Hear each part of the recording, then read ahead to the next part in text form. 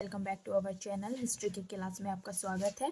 और इसमें आज हम क्लास 8 और क्लास 9 को कवर करेंगे, जिसमें हम क्लास 8 और क्लास 9 में पूरा बौद्ध धर्म पढ़ लेंगे। तो चलिए स्टार्ट करते हैं बौद्ध धर्म की क्लास को।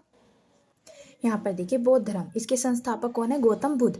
इनके उपनाम देखिए, इनका पहला नाम था तथागत, फिर साक्य सिंह यानी शेरों का राजा, एशिया का ज्योति पुंज किसको कहा जाता है? गौतम बुद्ध को। अब यहाँ पर देखिए गौतम बुद्ध शाक्य वंश के थे। गौतम बुद्ध कौन से वंश के थे? तो ये शाक्य वंश के थे। इनका जन्म 563 ईसा पूर्व में लुम्बिनी नेपाल में हुआ था। मृत्यु इनकी 483 ईसा पूर्व कुशीनगर में हुई थी। बचपन का नाम इनका सिद्धार्थ था। पिता का नाम शुद्धोधन जो कि शाक्य गणराज्य से थे, और माता का नाम महामाया या माया देवी जो कि कोलिया गणराज्य से थी। और यह जन्म के 7वें दिन इनकी मृत्यु हो गई थी। गौतम बुद्ध का जैसे जन्म हुआ तो उसके 7 दिन बाद इनकी मृत्यु हो गई थी। फिर इनकी जो सौतेली माँ है महाप्रजापति गौतमी, इन्होंने गौतम बुद्ध का पालन पोषण किया। इनकी पत्नी कौन सी थी? यशोदा। 16 वर्ष की आयु में इनका विवाह हो गया था। यहाँ पर देखिए इनका बेटा कौन था? राहुल। 29 वर्ष की उम्र में इन्होंने गृह त्याग कर दिया था, यानी घर छोड़ दिया था। और गृह त्याग के क्या कारण रहे थे इनका? तो पहला, इन्होंने एक बूढ़ा व्यक्ति देखा, यानी वृद्ध व्यक्ति। दूसरा, इन्होंने जब ये घर से त्याग करके चले थे, जब ये अपने राजमहल से बाहर निकले थे तो इन्होंने एक बूढ़ा व्यक्ति देखा। तो इनके साथ इनका एक सारथी था, चना हरदक। तो जो चना हरदक था उससे पूछा कि ये कौन है, इतना बूढ़ा व्यक्ति कौन है? तो ये कहते हैं कि जीवन में एक ऐसी अवस्था आती है जो बूढ़ी होती है, यह एक बूढ़ा व्यक्ति था। तो क्वेश्चन गौतम बुद्ध कर रहे थे, पर इनका आंसर जो था इनका सारथी दे रहा था। और उस टाइम इनके पास कौन सा घोड़ा था? उसका नाम था कथक। ठीक है। फिर इन्होंने सारथी से पूछा कि यह कौन है? तो सारथी ने कहा यह दूसरा बीमार व्यक्ति। तो उन्होंने दूसरा बीमार व्यक्ति देखा था। तीसरा, उन्होंने मृत व्यक्ति देखा था, यानी शव देखा था, लाश मृत व्यक्ति की। चौथा, उसने सन्यासी देखा था, और जो सन्यासी था वह बहुत खुश था। तो गौतम बुद्ध ने अपने सारथी से पूछा कि यह इतना खुश क्यों है? तो सारथी ने जवाब दिया, यह एक सन्यासी है जो कि अपने जीवन में बहुत खुश है, इसको किसी भी चीज़ की ज़रूरत नहीं है, इसीलिए यह खुश है। तो जब उनका मन सन्यासी की ओर चला ताकि वे सन्यासी बने, मतलब इससे प्रेरित होकर वे सन्यासी बने, और उनके गृह त्याग की प्रक्रिया को क्या कहा गया? तो वह कहा गया महाभिन निष्क्रमण। इनकी त्याग की व्यवस्था है उसको कहा गया। इनसे रिलेटेड कुछ पॉइंट दिए गए हैं, इनको पढ़िए। 15 वर्ष की आयु में ज्ञान की प्राप्ति के बाद यह बुद्ध के नाम से प्रसिद्ध हुए, यानी इनको बुद्ध कहलाए, बुद्ध के नाम से प्रसिद्ध हुए। फिर है वैशाख पूर्णिमा, इनका जन्म वैशाख पूर्णिमा को हुआ। ज्ञान की प्राप्ति भी वैशाख पूर्णिमा को हुई, और इनकी मृत्यु भी वैशाख पूर्णिमा को हुई। इसलिए वैशाख पूर्णिमा को एक त्योहार के रूप में मनाया जाता है। धर्मचक्र परिवर्तन क्या था? तो यहाँ इन्होंने अपना पहला उपदेश दिया था 5 ब्राह्मणों में, तो उस जो पहला उपदेश है उसको धर्मचक्र परिवर्तन कहा गया। बौद्ध भिक्षुक संघ स्थापित, और जो इनका बौद्ध भिक्षुक संघ था उसकी स्थापना इन्होंने कहाँ की थी? तो सारनाथ, वाराणसी, उत्तर प्रदेश में की थी। अब यहाँ पर देखिए इन्होंने प्रथम शिक्षा किसको दी थी? तो इन्होंने जो प्रथम इनका शिक्षक था वो कौन सा था? तो वह गौतम बुद्ध ने प्रथम शिक्षा किससे ली थी? तो वह था अलार कलाम। इनके प्रथम गुरु का क्या नाम था? अलार कलाम। द्वितीय गुरु कौन से थे इनके? उर्दकार रामपुर पुत्र। और तीसरे गुरु इनके जिनसे इन्होंने ज्ञानोदय का वो लिया था, तो वे थे उरुवेला जो कि बोध गया में थे। जो तीसरे गुरु थे वे यहाँ पर है। तो तृतीय गुरु कौन थे इनके? बृहस्पति। और ज्ञानोदय, यानी इनको ज्ञान की प्राप्ति कैसे हुई? तो जो ज्ञान प्राप्ति को कहा जाता है वो उर्वेला कहा जाता है। और इनको किस वृक्ष के नीचे ज्ञान की प्राप्ति हुई थी? तो बोध गया के वृक्ष के नीचे ज्ञान की प्राप्ति हुई थी। तो जो बोध गया है उसको उर्वेला भी कहा जाता था, इसीलिए इनके जो ज्ञान प्राप्ति तो उसको उर्वेला कहा गया। एक बौद्धिक वृक्ष के नीचे इनको ज्ञान की प्राप्ति हुई, तो बौद्धिक वृक्ष पीपल का वृक्ष था। और नदी कौन सी थी? निरंजना। पहला उपदेश इन्होंने सारनाथ, वाराणसी में दिया था। अब यहाँ पर देखिए बौद्ध धर्म के चार आर्य सत्य यानी जो चार आर्य सत्य यानी उनको शिक्षा कहा जाता है, तो कौन सी थी? तो दुख का सच, दुख का सत्य, दुख के कारण का सत्य, दुख के अंत का सत्य, दुख के अंत की ओर ले जाने वाले मार्ग का सत्य। तो ये इनके चार आर्य सत्य थे जिनको शिक्षा भी कहा जाता है। अब इनके अष्टांगिक मार्गों को देखिए। यहाँ देखो, दुखों को समाप्त करने के लिए 8 गुना पथ बताए जिनको अष्टांगिक मार्ग कहा गया। अब ये देखिए, ये पूरा चक्र है, ये अष्टांगिक मार्ग है। अष्टांगिक मार्ग सम्यक, जिसका अर्थ इसमें जो हमारे अष्टांगिक मार्ग है उसमें सम्यक का अर्थ क्या है? सही। तो सही देखिए, सम्यक दृष्टि या सही दृश्य, ठीक है। सही इरादा यानी संकल्प, सही भाषा यानी सम्यक वाणी, सही कार्यवाही यानी सम्यक व्यायाम, सही आजीविका यानी सम्यक आजीविका। तो सम्यक का अर्थ सही होता है, ठीक है।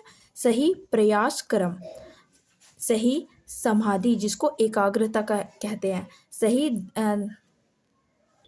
दिमागिनी जिसको सही स्मृति कहती है, अच्छी यादें। तो ये इनके अष्टांगिक मार्ग थे। अब इनकी बौद्ध संगीति पढ़ेंगे, उससे पहले आप कुछ पॉइंट देख लीजिए इसमें जो मोस्ट इम्पोर्टेंट है। तो यहाँ पर देखिए नोट, आनंद इनके शिष्य थे। आनंद के कहने पर गौतम बुद्ध जी ने महिलाओं को प्रवेश की अनुमति दी। पहले इसमें प्रवेश की अनुमति नहीं थी, फिर बाद में आनंद के कहने पर इसमें महिलाओं को प्रवेश की अनुमति दी गई बौद्ध धर्म में। तो शर्तें क्या थी उसमें प्रवेश करने के लिए? तो पुरुष है तो परिवार से सहमति लेनी होगी, दास है तो स्वामी से सहमति लेनी होगी, महिला है तो पति से सहमति लेनी होगी, और अगर कोई बच्चा है तो उसको अपने माता पिता यानी पेरेंट्स से अनुमति लेनी होगी। यहाँ पर नोट देखिए, बौद्ध भिक्षुक संघ स्थापना वैशाली में की गई थी, जो कि भिक्षुणी यानी सबसे पहली जो कि महिलाओं के लिए संघ था, तो वो उसकी स्थापना वैशाली में की गई थी। और इसमें पहली महिला प्रजापति गौतमी थी जिन्होंने ये बौद्ध धर्म को अपनाया था। यहाँ पर देखिए, पहली वैश्या कौन थी? अमरपाली। यह वैशाली से थी और इसको नगरवधु कहा जाता था क्योंकि ये बहुत खूबसूरत थी। तो हर जो भी राजा होता था इसको अपनी पत्नी बना लेता था, इसलिए इसको वैशाली के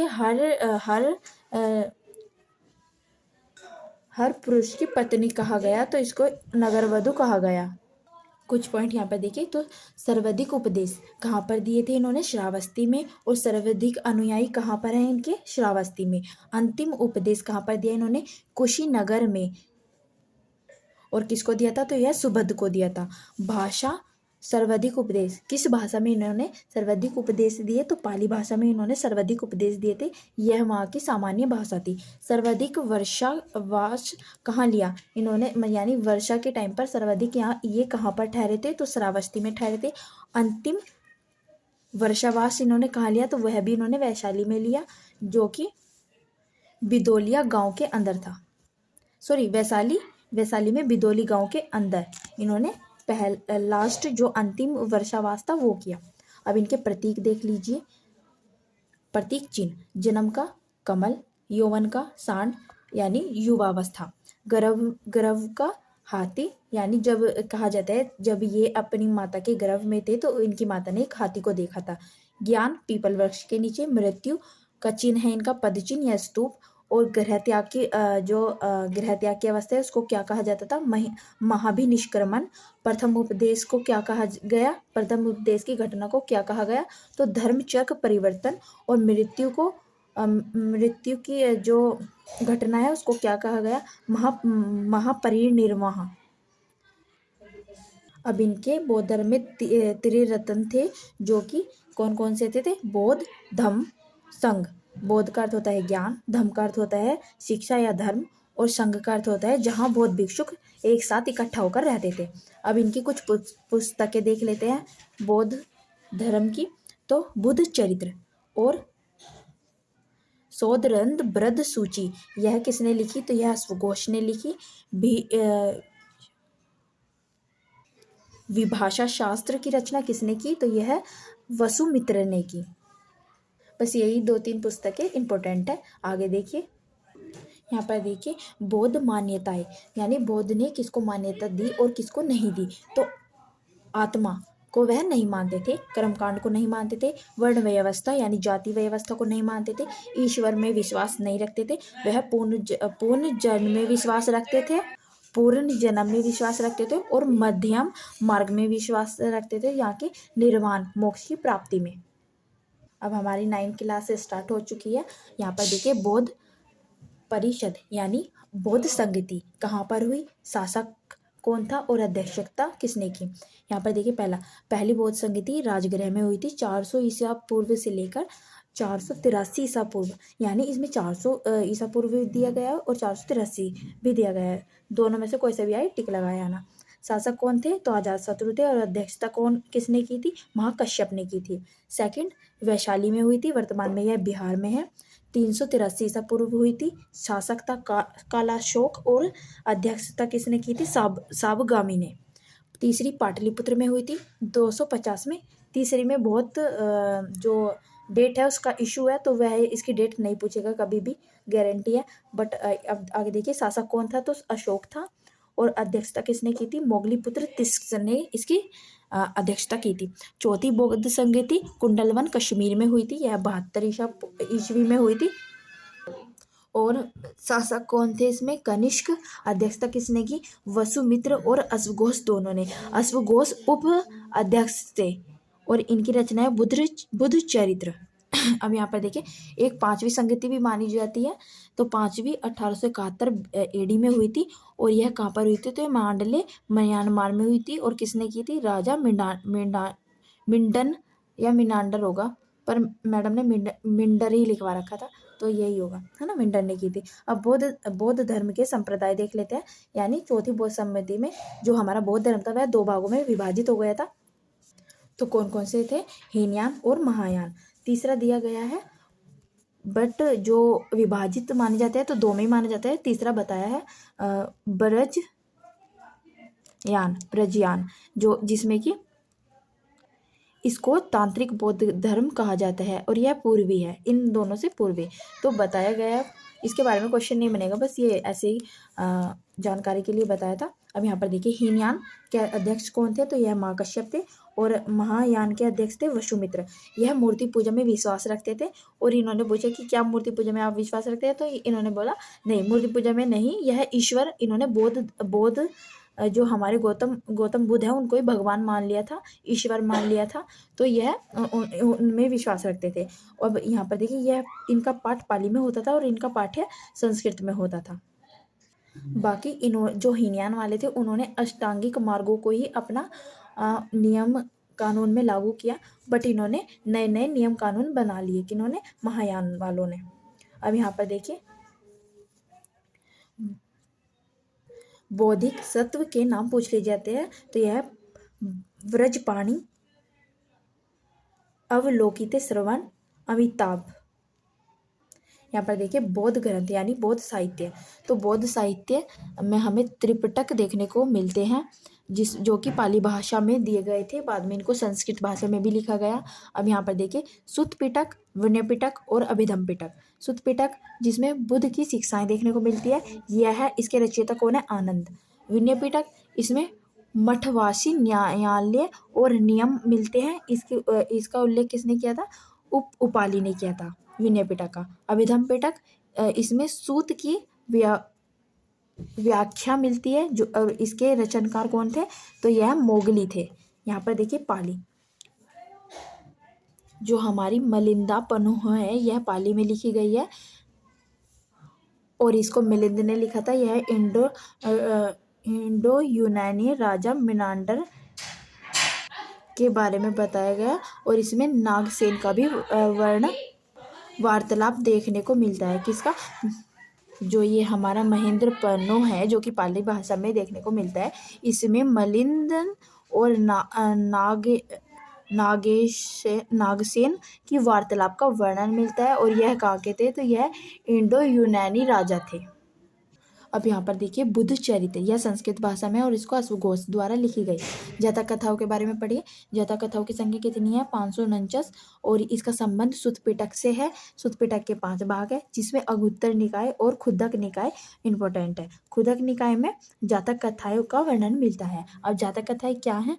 तो बुद्ध के मानव पशु दोनों रूपों से पिछले जन्म के बारे में बताती है, यानी बुद्ध के जन्म से पूर्व की घटनाओं के बारे में बताती हैं।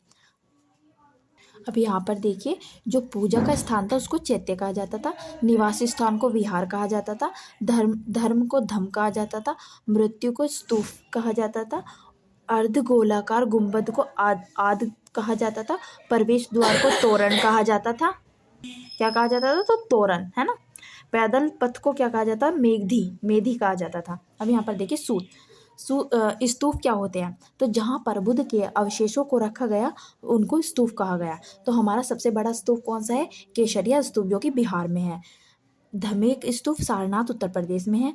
रामाभार स्तूप कुशीनगर में है। अब यहाँ पर देखिए, सबसे पुराना स्तूप सांची है जो कि मध्य प्रदेश में है, और इसको जो सांची स्तूप है यह सम्राट अशोक द्वारा बनवाया गया था। 3री शताब्दी ईसा पूर्व यानी 12वीं शताब्दी ईस्वी से संबंधित है, और इसको यूनेस्को हेरिटेज में शामिल कर लिया गया है। 1989 में शामिल कर लिया गया है। अब यहाँ पर देखिए, भरहुत स्तूप यह मध्य प्रदेश में, शांति स्तूप लद्दाख में है। अब हम बौद्ध धर्म से रिलेटेड कुछ विश्वविद्यालय देखेंगे। नालंदा विश्वविद्यालय यह बिहार में स्थित है। तो इसका निर्माण किसने किया था? कुमार गुप्त ने। विश्वकर्मा शिला विश्वविद्यालय यह बिहार में स्थित है। इसकी स्थापना धर्मपाल ने की थी। ओदतपुरी विश्वविद्यालय, इसकी स्थापना गोपाल ने की थी। यहाँ पर देखिए तक्षशिला विश्वविद्यालय, अब यह पाकिस्तान में स्थित है। और यहाँ पर देखिए 5वां विश्वविद्यालय हमारा वल्लभी विश्वविद्यालय, यह गुजरात में स्थित है। बौद्ध धर्म के 8 पवित्र स्थान को देखिए कौन कौन से हैं। तो इसके 8 पवित्र स्थान है: लुम्बिनी, बोधगया, सारनाथ, कुशीनगर, राजगिरी, वैशाली, श्रावस्ती, शंखशिला। अब एक लाइन में हमको कुछ जानकारी दी गई है, इसको पढ़ते हैं। चैत्य यह प्रार्थना कक्ष को कहा जाता था। सिंह स्तंभ का निर्माण बुद्ध के प्रथम उपदेश के समय हुआ था।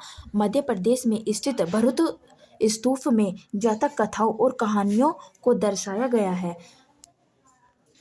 चेठियागिरी विहार सांची में मनाया जाने वाला बौद्ध उत्सव है। ठीक है, तो बोला जाएगा चेठियागिरी क्या है? तो यह एक बौद्ध उत्सव है। बौद्ध संघ के लिए बनाए गए नियमों को विनय पिटक नामक पुस्तक में लिखा गया था। भगवान बुद्ध ने बोधगया के 4 नव के सत्य पर अपना पहला उपदेश दिया था।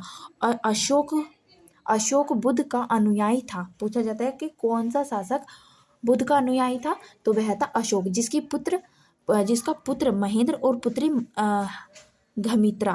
धमित्रा, ये दोनों बौद्ध धर्म प्रचार के लिए श्रीलंका गए थे। बल्कि इनको भेजा गया था, किसने? अशोक ने भेजा था बुद्ध धर्म का प्रचार करने के लिए। अब यहाँ पर देखिए अशोक का शिलालेख कहाँ स्थित है? तो यह जोगद और ओडिशा में स्थित है। बौद्ध भिक्षुक द्वारा निर्माण लोब्स ऋषि गुफा बिहार में स्थित है। बौद्ध गुफा मंदिर और बारंबार गुफाएं कहाँ पर स्थित है? तो यह बिहार में स्थित है। पहले और चौथे जैन तीर्थंकरों का जन्म स्थल कहाँ हुआ था? तो यह अयोध्या था।